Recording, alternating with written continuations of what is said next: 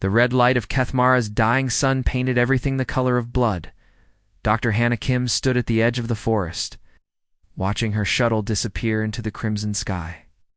The sound of its engines faded until only silence remained. She knew they were not coming back. 3 hours ago, Captain June Park had told her to collect soil samples from the planet's surface. Just routine testing, he had said with a smile that did not reach his eyes. Take your time down there. Now Hannah understood. The smile had been fake. The mission had been a lie. Her hands shook as she checked her equipment bag. One small tent, 3 days of food, a basic first aid kit, her scientific tools, no communication device, no emergency beacon, nothing that could call for help. They planned this, she whispered to herself. Hannah had always known that humans were new to the galaxy. Only 5 years had passed since Earth joined the Galactic Council. The other races looked down on humans. They called them weak. They called them stupid. But Hannah had never thought her own people would throw her away like garbage. The forest stretched out before her like a wall of darkness. The trees were tall and black, their leaves the color of dried blood. Strange sounds came from Deep inside the woods, owls that made her skin crawl. Clicks and whistles that sounded like no animal she had ever heard. This was Kethmara, the Death World. A planet where nothing was supposed to live, but something did live here. Something that had killed every research team that had tried to. Study it, the Shadow Stalker. Hannah had read the reports. The creature was huge, fast, and smart. It hunted in complete silence. It could see in the dark. It had killed 37 researchers in the past 2 years. No one had ever gotten a clear look at it and lived. She pulled out her tablet and read the message. One more time. Dr. Kim, your sacrifice will help us understand the Shadow Stalker. The Galactic Council needs to know how this creature hunts. Your death will provide valuable data. We're sorry it has to be this way. Captain Park, sorry, Hannah, said out loud. He's sorry. She wanted to scream. She wanted to cry. Instead, she picked up her bag and walked toward the forest. The trees were even taller up close. They blocked out most of the red light from the yard. Sky, the air smelled strange, like metal and rotting leaves. Every step she took made small sounds that seemed too loud in the quiet. Hannah tried to think like a scientist. Oh, she had studied alien life forms her whole career. She knew about predators and prey. She knew about survival, but knowing and doing were different things. The first rule of survival was to find shelter. Hannah looked around for a good place to set up her tent. She found a small clearing between 3 large trees. The ground was soft and covered with red leaves. As she worked, she tried not to think about what would happen when night came. Everyone knew the Shadow Stalker hunted at night. The reports all said the same thing. People would make camp. They would go to sleep. In the morning, they would be gone. No bodies, no blood, just empty tents and scattered equipment. Hannah finished setting up her tent just as the red sun touched the horizon. The temperature was dropping fast. She crawled inside and zipped up the entrance. Then, she sat in the darkness and waited. The sounds started an hour after sunset. At first, it was just the normal sounds of a forest at night. Small animals moving through the trees, insects buzzing, the wind in the leaves. Then she heard it, a howl. Low and deep and far away. It seemed to come from everywhere at once. The sound made her bones ache. It made her want to run, but there was nowhere to go. Hannah grabbed her tablet and started recording. If she was going to die, she would at least leave some data behind. Maybe it would help the next person they sent to die. Day 1 on Kethmara, she whispered into the tablet. Time is 20 to 30 local. I have heard the first howl. The sound is unlike anything in the database. It seems to have a low frequency that affects human hearing in an unusual way. Another howl answered the first, then another. They were getting closer. Hannah's hands were shaking so hard she could barely hold the tablet. She had never been this scared in her life. But she kept recording. Multiple howls now. They seem to be communicating. This suggests pack behavior, which contradicts the reports. The Shadow Stalker was supposed to be a solitary hunter. Something moved outside her tent. Hannah held her breath. She could hear footsteps, but they were wrong. Too heavy. Too careful. Whatever was out there was trying to be quiet. The footsteps circled her tent. Once, twice, 3 times. Then they stopped. Hannah waited. Minutes passed. She could hear her own heart beating. She could hear her own breathing, but nothing else had it left. Was it still there, waiting? She reached for the tent zipper, then stopped. Opening the tent would be suicide. But staying inside felt like waiting in a trap. A new sound made her freeze. Sniffing. Something was sniffing at the tent fabric. She could hear it moving along the side of the tent. Following her scent, the sniffing stopped right next to her head. Hannah bit her lip to keep from screaming. She closed her eyes and tried to think of something else. Home. Her laboratory. Her research. Anything but the thing outside her tent. The howls started again. This time they were much closer. And this time she heard something new in them. They sounded almost ... sad. That's impossible, she whispered. Animals don't sound sad. But as she listened, she could not shake the feeling that whatever was out there was not just hunting. It was morning. The sounds continued all night. Howls, footsteps, sniffing, but nothing attacked. Nothing tried to get into the tent. When the red sun finally rose, Hannah was still alive. She unzipped the tent and looked outside. The clearing was empty. But in the soft dirt around her tent, she could see footprints. Large paw prints with claw marks. The shadow stalker had found her. It had circled her tent all night, but it had not killed her. Why? Hannah asked the empty forest. Why didn't you kill me? The forest gave no answer. But somewhere in the distance, she heard one last howl. Lonely and sad, and somehow ... Gentle Tana packed up her tent and started walking deeper into the forest.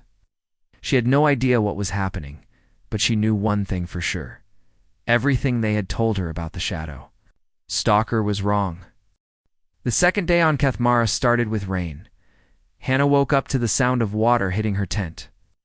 The drops were thick and red, like blood falling from the sky. She had read about this in the reports. The planet's rain was safe to drink, but it looked wrong. Everything on this world looked wrong. She packed her tent quickly and started walking. Her food would only last one more day. She needed to find water and maybe some plants she could eat. The forest was huge and she had no idea. Where she was going, the trees grew thicker as she walked deeper into the woods. Their branches reached out like arms, blocking most of the red light from the sky. Strange flowers grew on the tree trunks. They were beautiful, but Hannah knew better than to touch them. Beautiful things on death worlds were usually deadly. She had been walking for 2 hours when she heard the footsteps behind her. At first she thought it was her imagination, but every time she stopped, the footsteps stopped too. When she started walking again, they started again. Something was following her. Hannah's heart began to beat faster. She tried to walk normally, but her legs wanted to run. She knew that running would be a mistake. Predators liked to chase things that ran. The footsteps got closer. She could hear them clearly now. Heavy paws on the forest floor. The sound of claws scratching against rocks. Whatever was following her was big, very big. Hannah reached a small stream and stopped to drink. The water was clear and cold. She filled her water bottle and tried to act calm, but her hands were shaking. The footsteps stopped about 20 feet behind her. Hannah could feel eyes watching her. She wanted to turn around, but she was too scared. Instead, she kept drinking from the stream and pretended not to notice. "I know you're there," she said quietly. "I can hear you." The forest went completely silent. Even the insects stopped buzzing. Even the wind stopped moving through the trees. It was like the whole world was holding its breath. Then she heard something new. A sound like a dog sniffing. But deeper. Louder. Hannah finally turned around. The shadow stalker stood 20 feet away. Watching her, it was even bigger than the reports had said. The creature was almost 8 feet tall and covered in black fur that seemed to eat the light. Its body was like a giant wolf, but wrong. Too big, too muscular, too smart. 6 eyes stared at her. They glowed like yellow stars in the darkness. The creature's mouth was closed, but she could see the tips of white teeth. Hannah froze. Every part of her body screamed at her to run, but she remembered her training. Never run from a predator. Never show fear. Move slowly. Stay calm. The shadow stalker tilted its head to one side, like a curious dog. This was not what Hannah had expected. The reports said the creature was a killing machine. They said it attacked without warning. They said it showed no mercy. But this creature was just watching her. Hannah took a slow step backward. The shadow stalker took a step forward. She stopped. It stopped. "What do you want?" she whispered. The creature made a sound. It was not a growl or a howl. It was softer, almost like a whine. Then it did something that made Hannah's mind go blank. It sat down. The shadow stalker, the most dangerous predator on Kethmara, sat down like a pet waiting for its owner to give it attention. Hannah stared at the creature. This was impossible. Everything about this was impossible. The creature made the whining sound again. Then it lay down on the ground, resting its huge head on its paws. Its 6 eyes never left her face. "You're not going to kill me," Hannah said. It was not a question. The creature's ears moved forward. It was listening to her. Hannah sat down by the stream, keeping her eyes on the shadow stalker. If it was going to attack, she could not stop it anyway. She might as well try to understand what was happening. "The reports were wrong about you," she said. "You're not just a mindless killer, are you?" The creature lifted its head and made a sound like a purr, but deeper, like thunder in the distance. They sat there for an hour just watching each other. The shadow stalker did not move. It did not threaten her. It just watched. Finally, Hannah got brave enough to move. She reached into her bag and pulled out a piece of food. It was a protein bar from Earth. She unwrapped it and took a bite. The shadow stalker's nose twitched. It was interested in the smell. "Are you hungry?" Hannah asked. She broke off a piece of the protein bar and held it out at the creature's 6 eyes. Focused on the food, but it did not move. "It's okay," Hannah said. "It's food. It's safe," as she tossed the piece of food toward the creature. It landed about halfway between them. The shadow stalker looked at the food, then at Hannah, then back at the food. Very slowly, it stood up and walked over to the protein bar. It sniffed the food carefully, then ate it in one bite. The creature's eyes closed, and it made a happy sound. "You liked that," Hannah said, smiling for the first time in 2 days. She threw another piece of food. This time, the shadow stalker caught it in the air. Then it did something that made Hannah laugh. It wagged its tail. "You're not a monster," Hannah said. "You're just a big dog." The creature walked closer. Hannah tensed up, but it stopped about 10 feet away. Then it lay down again, closer than before. They spent the rest of the day together. The shadow stalker followed Hannah as she walked through the forest. It did not hunt her. It protected her. When a snake with poison fangs dropped from a tree, the shadow stalker caught it before it could bite Hannah. When flying creatures with sharp claws attacked from the sky, the shadow stalker scared them away with a roar that shook the ground. As the sun began to set, Hannah realized something amazing. The shadow stalker was not trying to kill her, was trying to keep her alive. "Why?" she asked the creature. "Why are you helping me?" The shadow stalker looked at her with its 6 glowing eyes.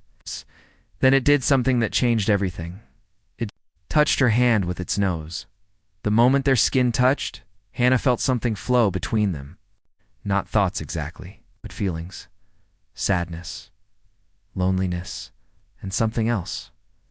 Recognition. The shadow stalker saw her as more than prey. It saw her as a person, a friend, maybe even family. "You're not just smart," Hannah whispered.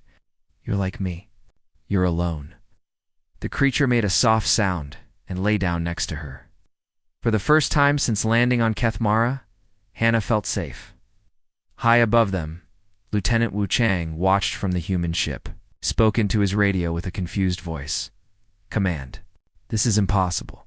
The creature is not attacking. It's protecting her." Captain Park's voice came back, angry and worried. "That's not what's supposed to happen. Keep watching. Report everything." But down on the planet, Hannah was learning that sometimes the Most dangerous things in the universe were not monsters at all. Sometimes they were just lonely. On the third day, Hannah gave the shadow stalker a name. "I can't keep calling you the creature," she said, as they walked through the red forest. "You need a name." The shadow stalker looked at her with its 6 golden eyes. It had been following her since sunrise, staying close enough to protect her, but far enough away to give her space. "How about Kong?" Hannah said. "It means strong in my language." The creature's ears moved forward, made a soft rumbling sound, like a happy cat. "Kong it is," Hannah said, smiling. 3 days had passed since her first night on Kethmara. 3 days of learning that everything she thought she knew about this planet was wrong. Kong was not a mindless killer. He was smart. Very smart. On the second day, Hannah had watched him use a stick to get insects out of a tree. He had picked the right size stick, used it like a tool, and shared the insects with her when she looked hungry. On the third day, he had shown her which plants were safe to eat and which ones would kill her. He knew the forest like humans knew their own homes. But it was the 4th day that changed everything. Hannah woke up feeling sick. Her stomach hurt and her head was spinning.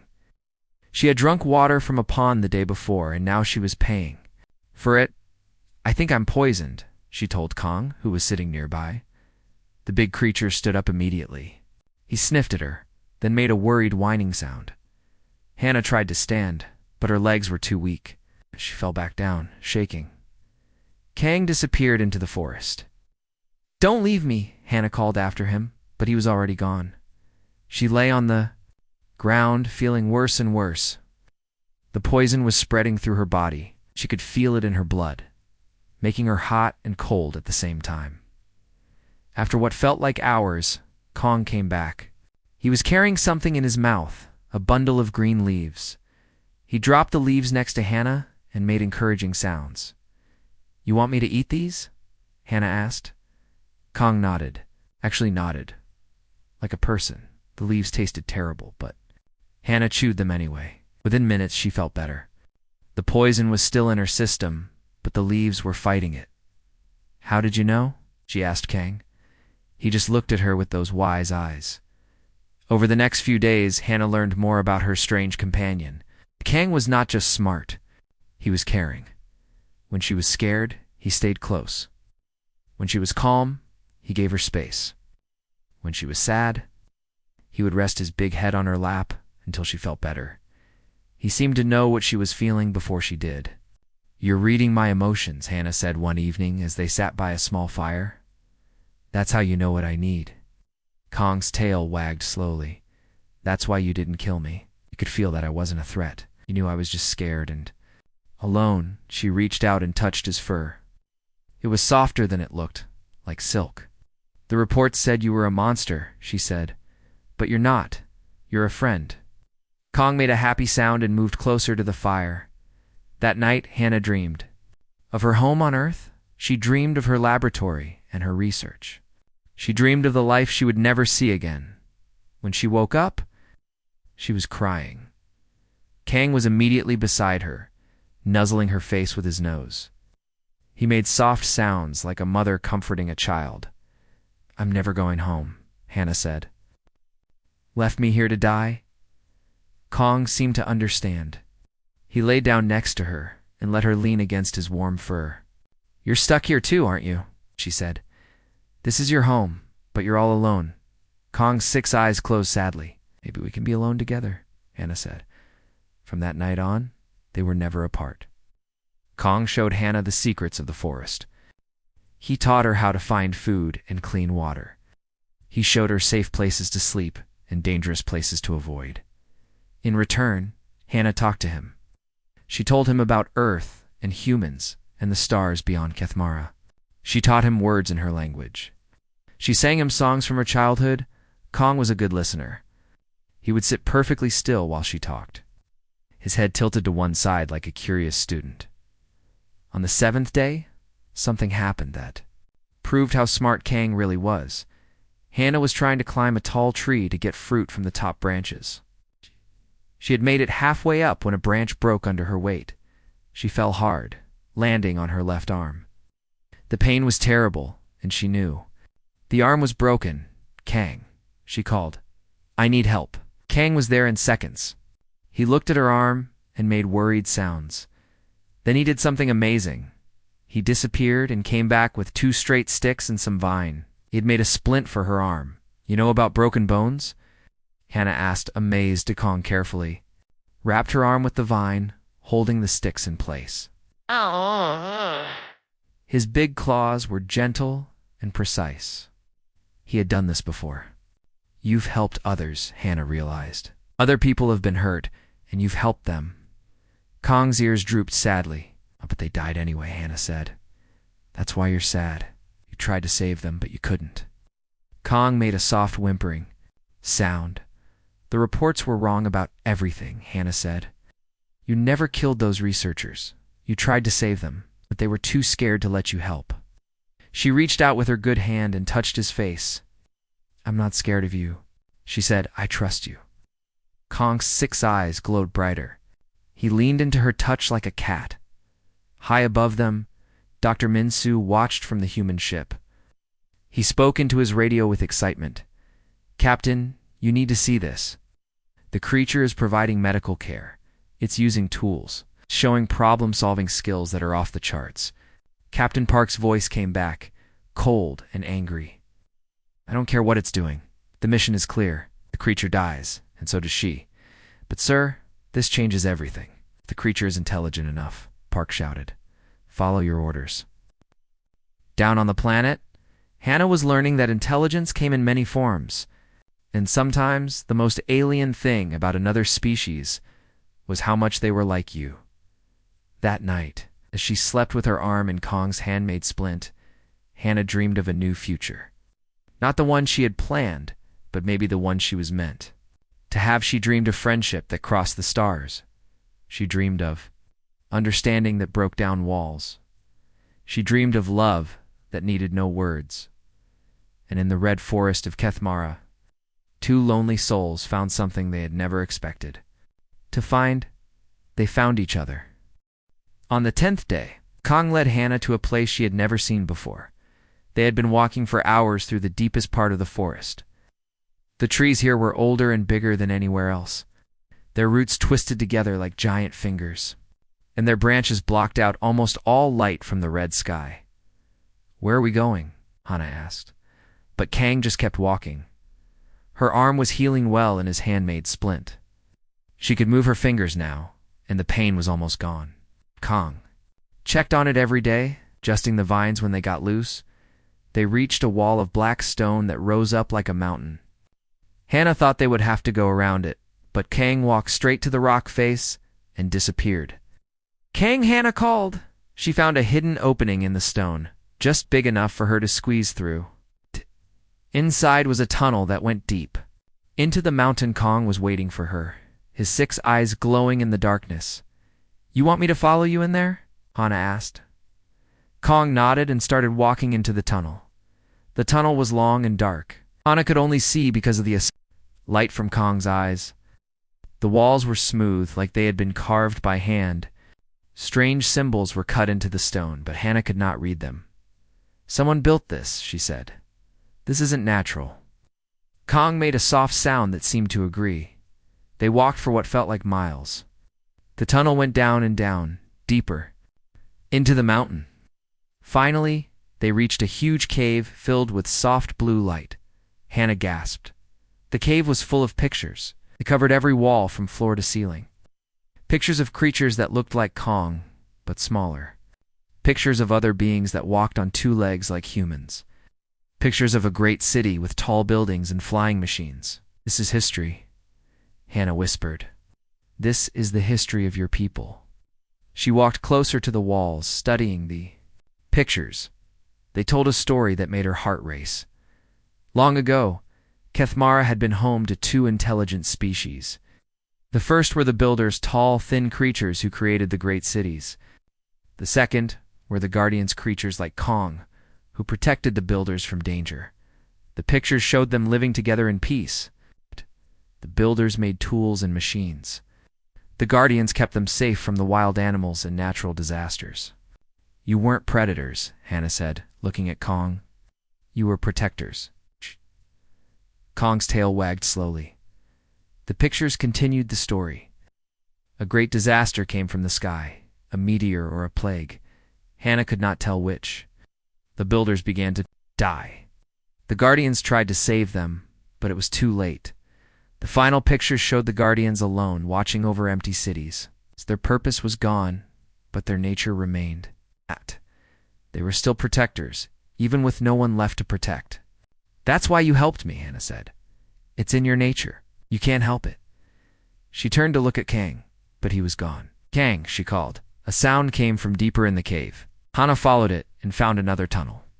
This one was shorter and led to a second cave. This cave was smaller, but it was not empty. 5 other creatures sat in a circle waiting. They were all like Kang, big, black, with 6 glowing eyes. But they were different too. Some were smaller, some were bigger. Some had scars, some had gray in their fur. Kong was in the center of the circle.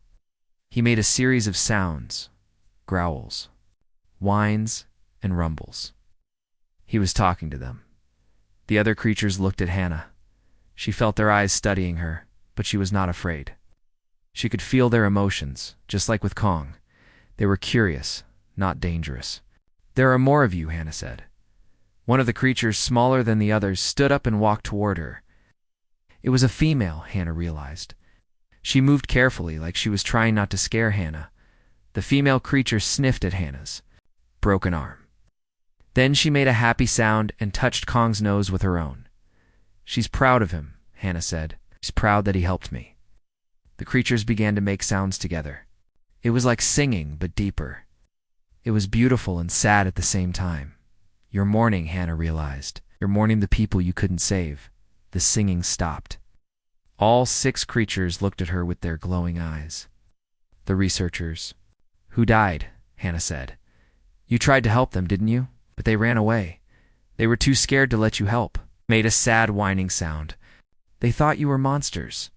They didn't understand.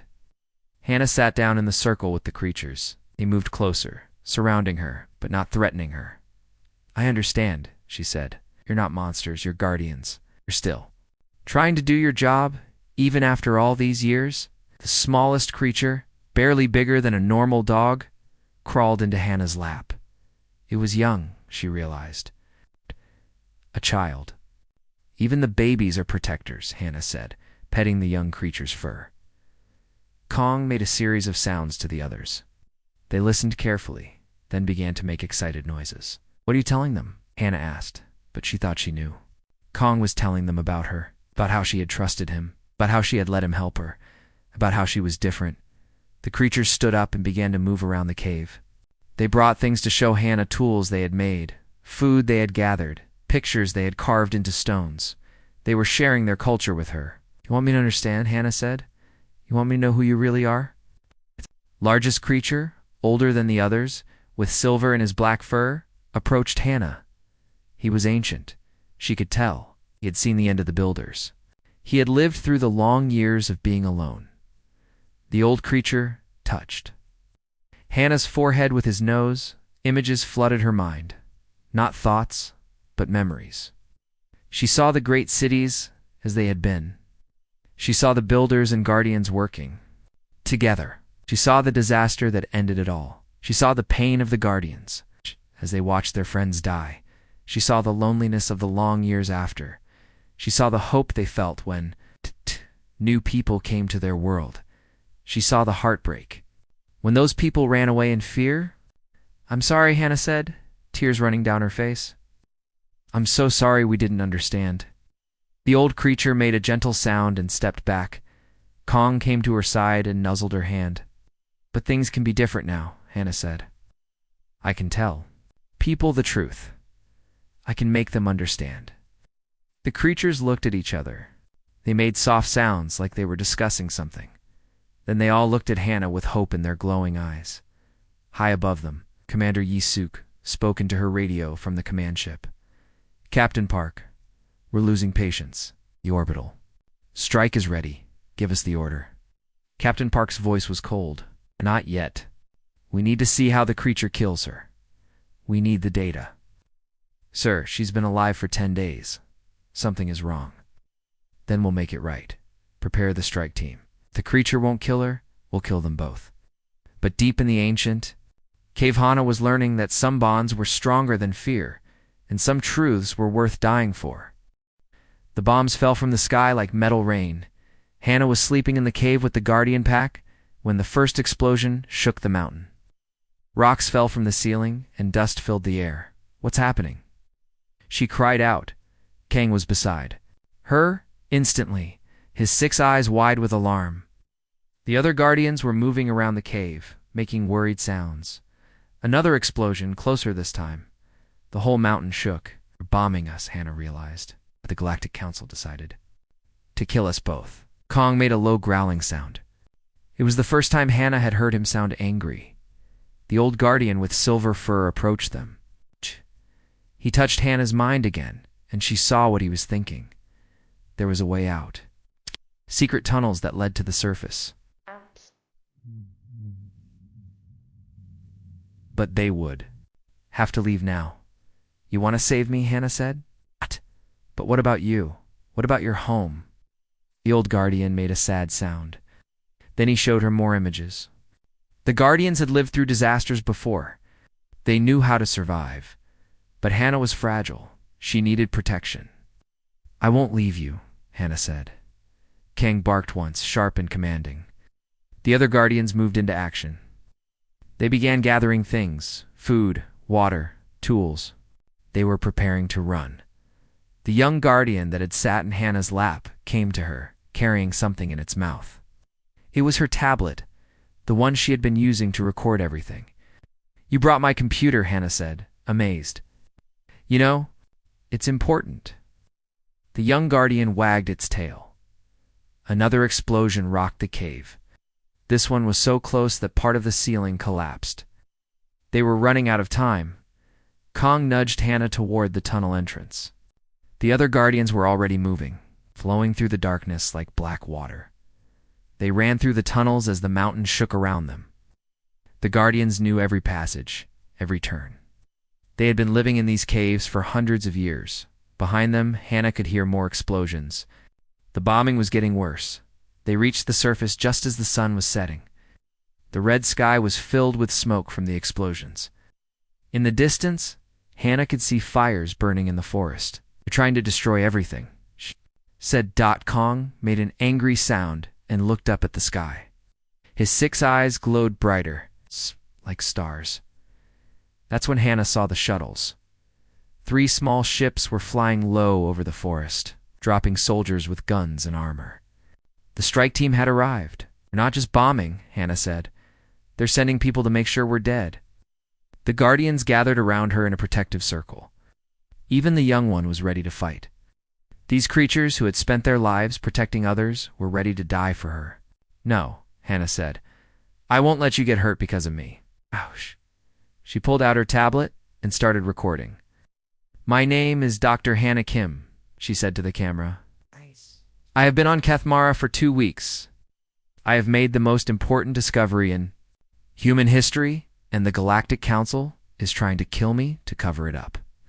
The Guardians watched her, confused by what she was doing. The Shadow Stalkers are not monsters, Hannah continued. They're intelligent beings with their own culture. In history, they are the guardians of this world, and they have been trying to protect every person who has come here. Explosions in the distance. The soldiers were getting closer. The researchers who died here were not killed by these creatures. They died because they were too afraid to accept help. The Shadow Stalkers tried to save them, but fear made communication impossible. Kong moved closer to her, pressing his warm fur against her side. These beings are capable of love, loyalty, and sacrifice. They have shown me kindness when my own species abandoned me. They are more human than the humans who left me here to die. The sound of voices came through the trees. The soldiers were close now. If you are watching this, know that the Galactic Council is willing to commit genocide to hide their mistakes. They would rather destroy an entire species than admit they were wrong. Hannah looked at Kong and the other Guardians. They were watching her with those glowing eyes, full of trust and love. I am Dr. Hannah Kim, and I stand with the Guardians of Kethmara. She sent the recording to every communication frequency she could access. Emergency channels, news networks, even the personal communicators of other scientists. The first soldier appeared through the trees just as she finished. "There," he shouted. "I found them." More soldiers came running. They had big guns and mean faces. They looked at the Guardians like they were looking at monsters. "Step away from the creatures, Dr. Kim," the leader said. "We're here to rescue you." "I don't need rescuing," Hannah said. "I need you to leave us alone. The creatures are dangerous. Move away from them now." Kong stepped in front of Hannah, placing his massive body between her and the soldiers. The other Guardians did the same, forming a wall of black fur and glowing eyes. "You have 10 seconds to move," the soldier said, raising his gun. "Wait," a new voice called out. Captain June Park came running through the trees. Behind him was Dr. Min-soo and 3 other crew members from the human ship. "Captain Park," Hannah said, surprised. "What are you doing here?" "Stopping a mistake," Park said. Breathing hard. "Dr. Kim, your recording has been seen by millions of people across the galaxy. The news networks are calling it the most important discovery since first contact." The strike team leader looked confused. "Sir, our orders are to eliminate both targets." "Your orders have changed," Park said firmly. "The Galactic Council has called off the strike. There's too much attention now. Too many questions." Ow. He looked at Hannah with shame in his eyes. "I'm sorry, Hannah. I'm sorry for what we did to you. I was following orders, but that's no excuse." Dr. Min-soo stepped forward. "Dr. Kim, the entire galaxy wants to know about these creatures. Your discovery has changed everything." Hannah looked at the Guardians around her. They were still protecting her, even though the immediate danger was past. "They're not just creatures," she said. "They're people. They're the rightful inhabitants of this world, and they deserve respect." Kang nuzzled her hand with his nose. She could feel his emotions: relief, happiness, hope. "What happens now?" she asked. "Now, you become the first human ambassador too." "An alien species," Park said. "If you want the job." Hannah looked at Kang. His 6 eyes were bright with joy. "Except," she said. "But I have conditions. Kethmara becomes a protected world. No more military missions, no more experiments. And the Guardians get full recognition as a sentient species." "Done," Dr. Min-soo said immediately. "The Galactic Council is eager to make this right." Guardian ran up to Hannah and climbed into her arms. She laughed and hugged the small creature. "What will you call them officially?" Captain Park asked. Hannah looked at Kang, who was watching her with those wise, ancient eyes. "The Guardians," she said, "because that's what they are. That's what they've always been." As the red sun set over Kethmara, Hannah Kim stood with her new family. She had come to this world as bait for a monster. Instead, she had found friends who would protect her with their lives. And in return, she had given them something they had not had for centuries. She had given them hope. The galaxy was about to learn that. Sometimes the most dangerous-looking creatures were really the gentlest souls. And sometimes being abandoned on a death world was just the beginning of the greatest adventure of your life. Kong made a happy sound and wagged his tail. In the growing darkness, 6 eyes glowed like stars, full of love and loyalty that would last forever.